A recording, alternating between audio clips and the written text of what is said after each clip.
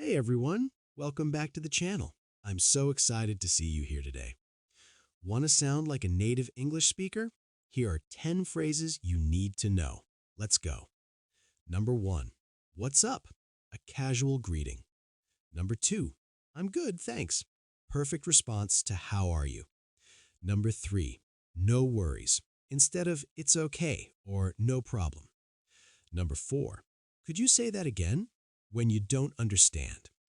Number 5. That makes sense when you understand something. Number 6. I'm not sure about that. Polite way to disagree.